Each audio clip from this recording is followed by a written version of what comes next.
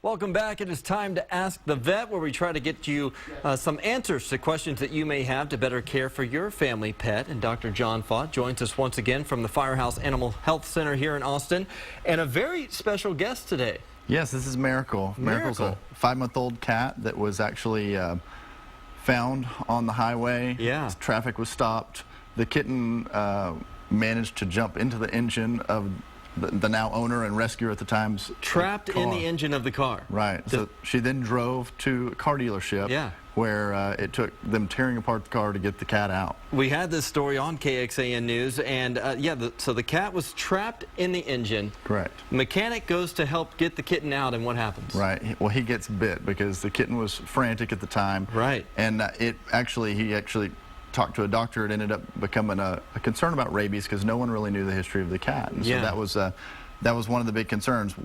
Miracle's fine now. We went through the whole quarantine period and everything's good, but it was definitely a scare for a moment. So what happens when you have to treat an animal for rabies? Well, there is no real treatment for rabies. Rabies is 100% fatal. So really what we try to do is talk about protection and vaccination that is almost 100% effective at preventing it, for sure. What symptoms, what do you need to look out for? Yeah, I think with any of the feral animals or wild animals, we want to be cautious about, you don't just assume they don't have some serious disease, and so something like rabies can be very dangerous. So we want to watch out for any weird behavior. If they're, symptoms of rabies tend to be more neurologic because they lose reasoning ability. We've all heard the story of Old Yeller. Old Yeller, right? And so the idea is that they typically act in behaviors they wouldn't normally do. So stagger, they fall, they can growl at people they would normally growl at. Yeah, more aggressive. So, correct. So seizures, even that kind of stuff can be presented. So just be real cautious about that if you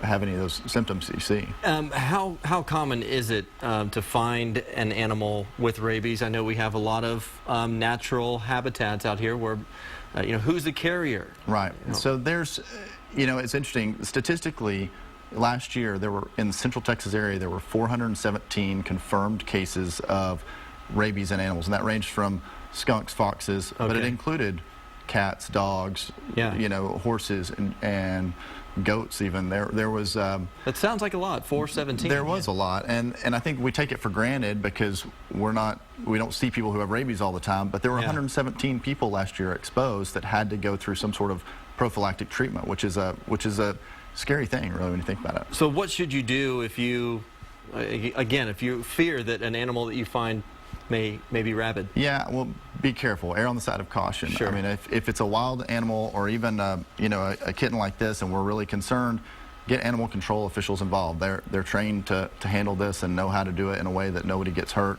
If you do get bit by, if a random dog bites you and runs off in the woods, take it seriously. Talk to a doctor. There are some prophylactic treatments that can be done for people.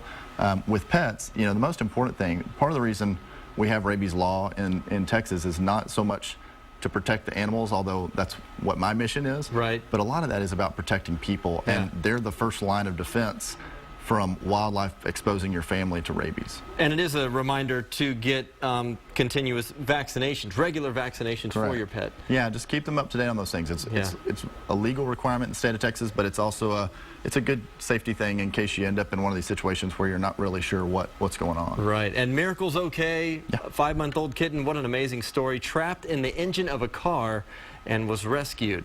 If you have any questions that you would like to ask the vet, we encourage you to send them to askthevet@kxan.com, and we'll get them right here on our show. Thank you so much for being with us. Yeah, thanks for having me. All right.